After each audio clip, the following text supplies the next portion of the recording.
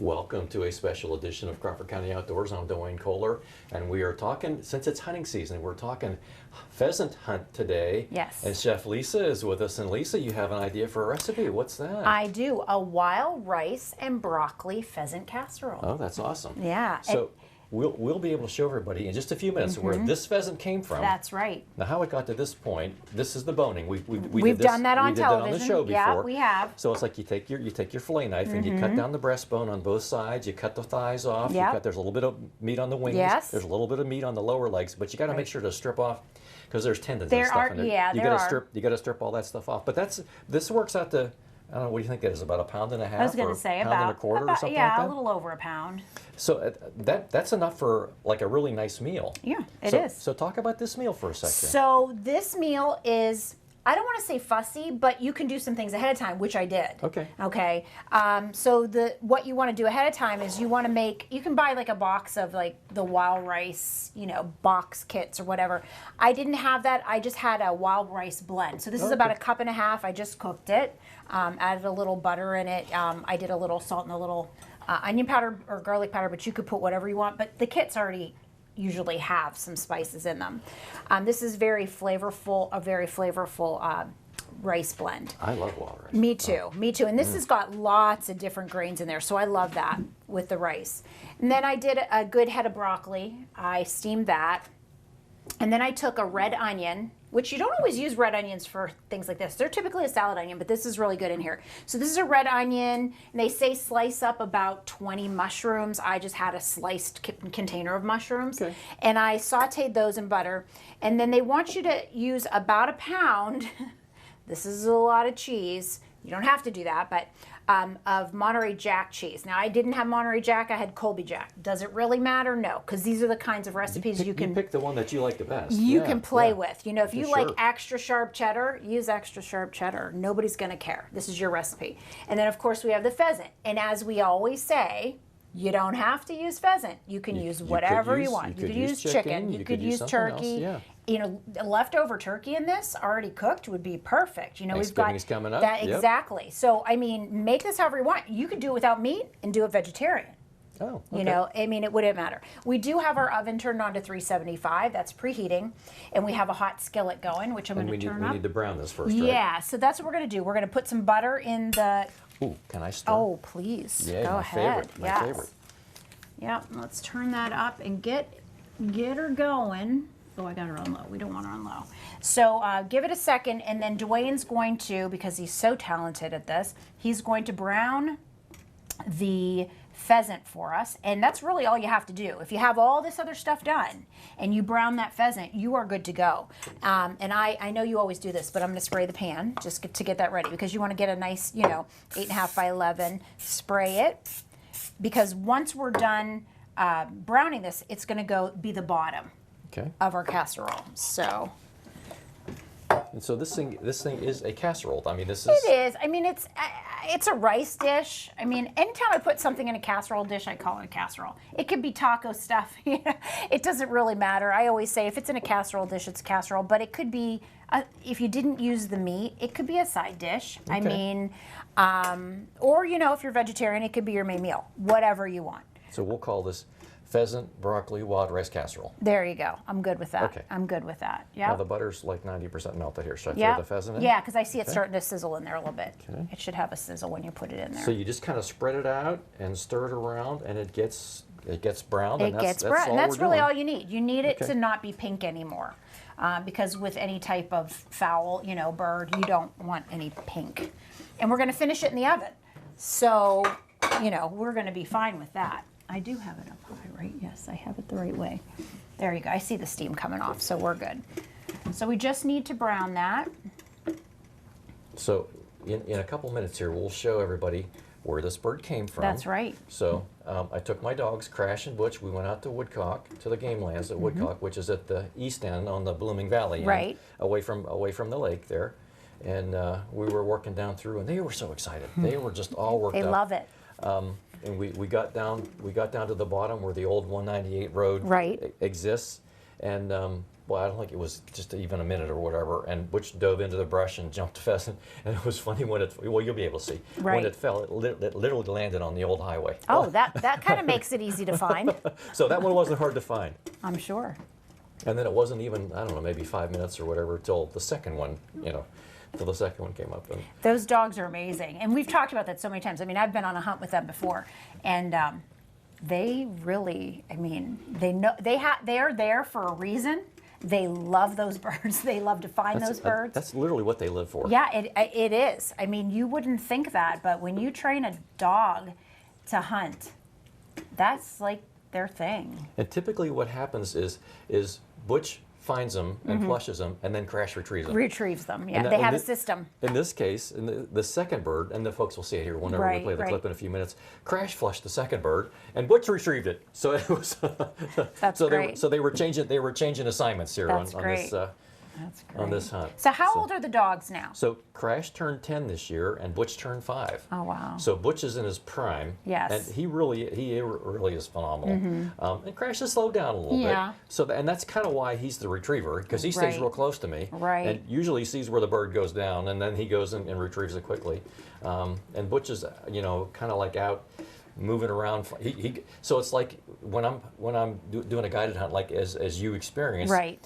In a very controlled environment like that, Crash is perfect, because he never gets too far away. And on the other hand, Butch, it's like, so you follow, so Crash sees where we're going, and then kind of goes and he sees, looks and sees where I am, and then goes in front of me. Right. And the opposite, Butch is like, he sees where the bird is, and so you follow Butch. You have to follow him. So Crash follows us, and then when Butch, then you follow Butch. Right. Kind of like watch him, because he has this unbelievable ability to pick up the scent from a bird. Isn't it funny though how they're the same type of dog? Oh yeah. Same breed. Father and son. That's right. I forgot about that. Father and son.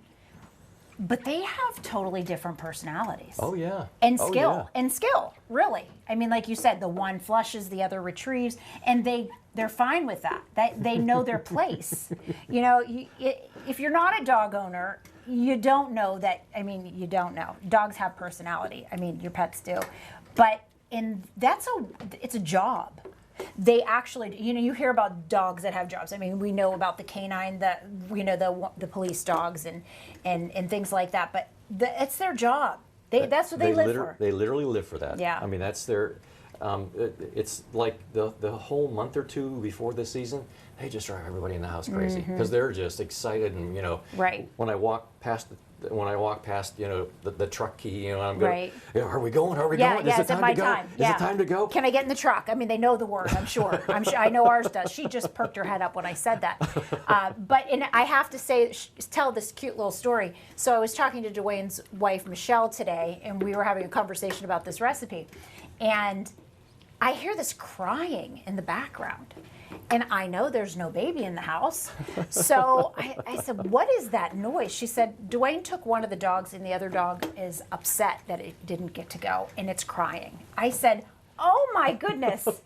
It was so funny. I mean, it sounded like a baby crying. When we get later in the season, somebody steps on a thorn or whatever. Oh, yeah, there's always a cut. So it's like, all right, we'll just go one dog, the next day. Right. And, that doesn't work out. No, they don't like that. It's just, they literally live for that, and can't wait to get out and get after it and it's a funny do sound. Their job. It's a funny sound if you get an opportunity to hear that, because, I mean, I thought maybe your wife was babysitting. I couldn't seem to figure that out. She said, no, that's the dog. So it was really funny. So that's almost done. Almost done. Yep. There's just a little bit of pink left here, but we'll get that probably another minute here. We'll have this we ready didn't to heat it go. up enough, but it's definitely at the point where it's cooking. So it's almost done.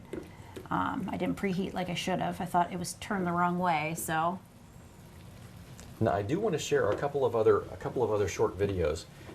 Brian Pilarczyk, who's been with us on the show several times, doing our trip down French Creek, and I think one or two other things. His son just turned 12, so he came to the youth hunt this year. Nice. And I'm really excited to share a video. I was wearing the camera. A bird jumped, and he got his first ever hunting harvest, and that was really awesome. That's great. That's great. And then the second clip, that we'll share that one also. Last year, about a year ago, we had Brian Hages here with his dog Bruce, and Bruce, we had just done his first hunt. He was just a pup that day, and And he came out to the youth hunt, wow, and so he's, you know, he worked with my dogs, Yes. to kind of learn how, you know, how to do everything, and he's definitely got it down, and you'll be able to see that from this. Oh, that's good. I was able to get one of the young hunters to wear a camera, and do I have the camera? Yeah, I do.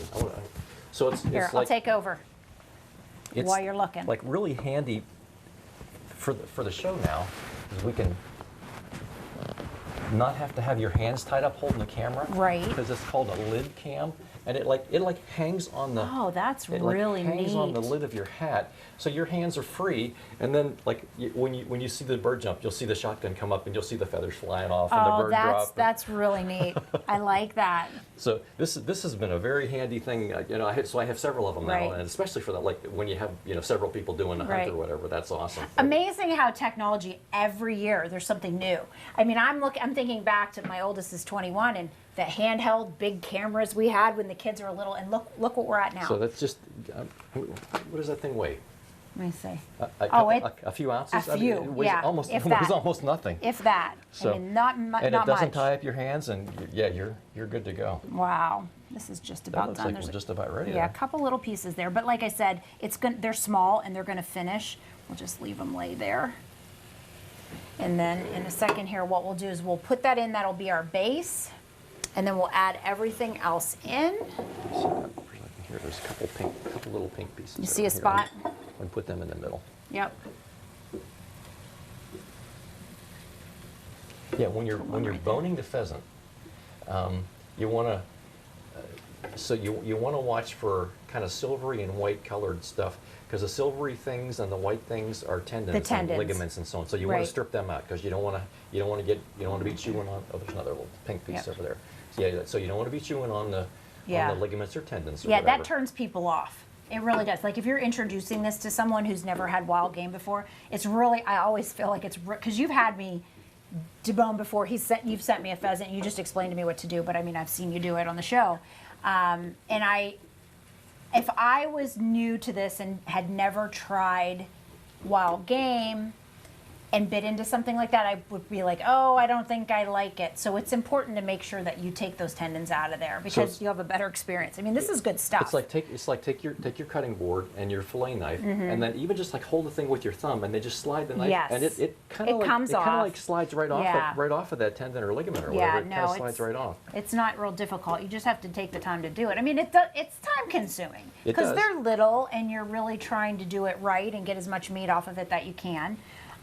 That looks good, Duane. I think we're good. I think that looks really good. I think so too. Okay, so in the pan. Yeah, I'm trying not to get the juices in there. I mean, I didn't bring a slotted spoon for you. So I'll hold the pan, and Yep, you can shovel. there we go. Whoops. Oh, she's wait. Do you hear her? Oh, Lulu's here. She's here. She's hoping that we drop some of it. That's Yeah, right. The go rice ahead. is going to go on top of this, so it will soak up some of that liquid. Okay. Good thing I'm left-handed and have a left-handed spoon. I don't know what we do, Duane. It's gonna. I should have grabbed a slotted one, but that's okay. We always make do.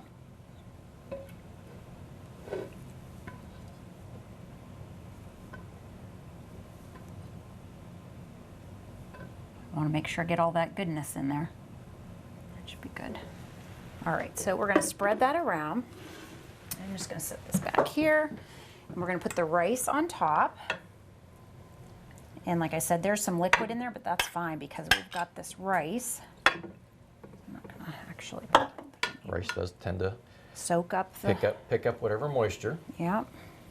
Whoop. It's all right, I turned it off. Or down. A little bit over here. Kind of smooth it out. All right, so broccoli's going on top. Like I said, I steamed the broccoli. Whoop. This has moved right up my list of one of my favorites here. And see, I mean, this fills up the casserole dish. So, Oh. you know, why not call it a casserole?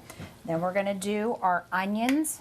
Onions and mushrooms. Oh, I love Yay. onions and mushrooms together. This is like This is a good dish. Just gonna get that all in there, and then I'll make it smooth. And our oven is preheated. I heard that go off when we were having our conversation. So 15 minutes in there, and this is going to be one delicious dish. And this is a lot of cheese. We'll see about how much I'm going to actually put on top, Okay. but I think with this recipe, this is something that makes it. So I don't want to, It really does kind of, yeah. I I don't want to skimp on it.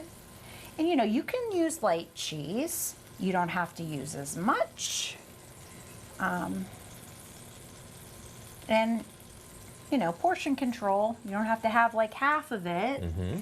I always try to think if I'm eating something that's not healthy, well, this is healthy. I'm just adding a lot of cheese. That's one thing about wild game. It doesn't get much more healthy than that. No, I agree. There's no fat. There's no, yeah. So that should be good. And Okay, like I said, we're going to pop that in for 15 minutes, and then we come back. Yum, we are tasting. So we'll show everybody where this pheasant came from. That's right.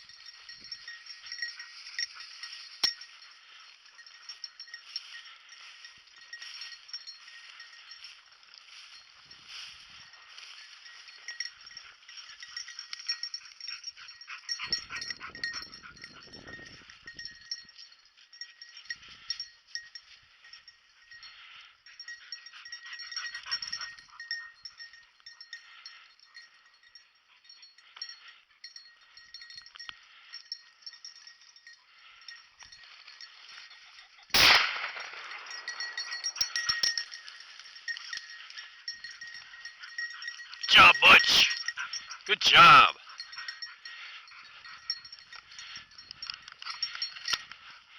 Good job. Here. Here.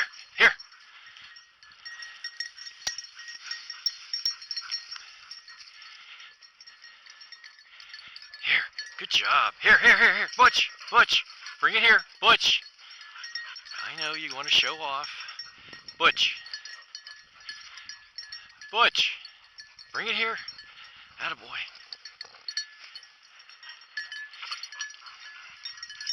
Nice. Very nice.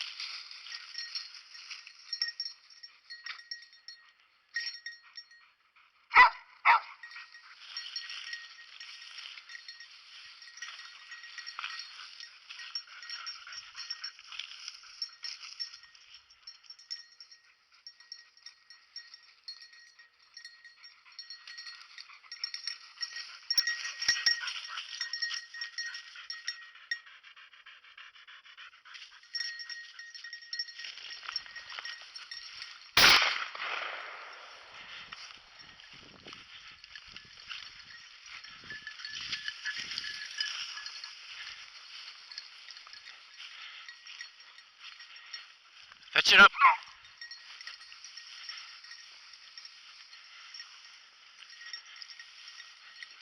Fetch it, Crash. Fetch. Crash, fetch. Dead bird, fetch. Dead bird, fetch. Find it, Butch. Dead bird.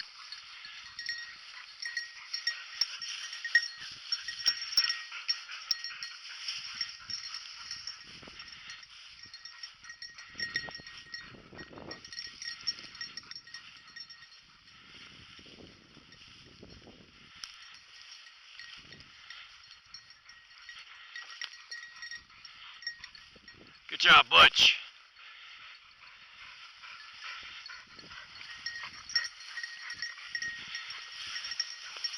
Good job, Butch. Butch.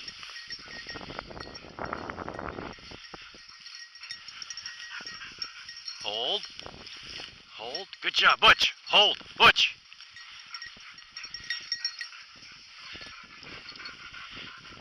Here, here, here. Butch.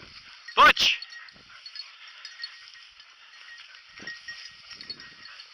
Butch. Hold. What are you doing?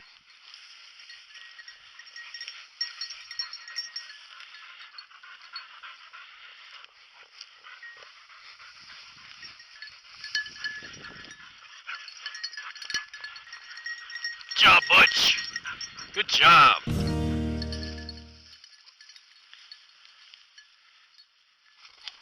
There it is.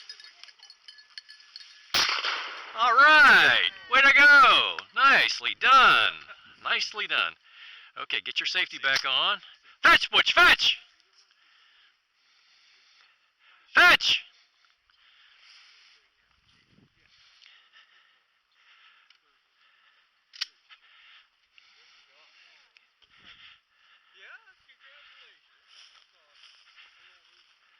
Fetch it up, Butch! Fetch it up! Attaboy! Fetch it up!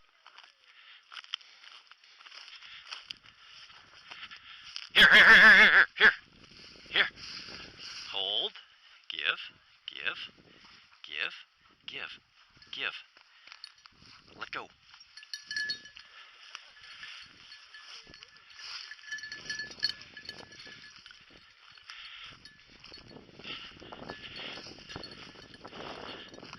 It's a beautiful bird, huh? There's dinner. Can you carry it? There you go. All right. That's a boy. That's a boy. He's going one.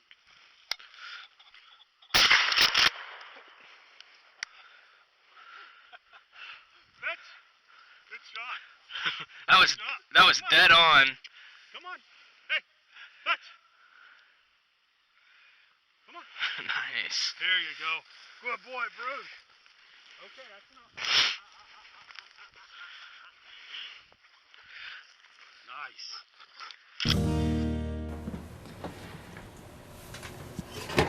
Oh, Lisa, that looks amazing. That should. Get that.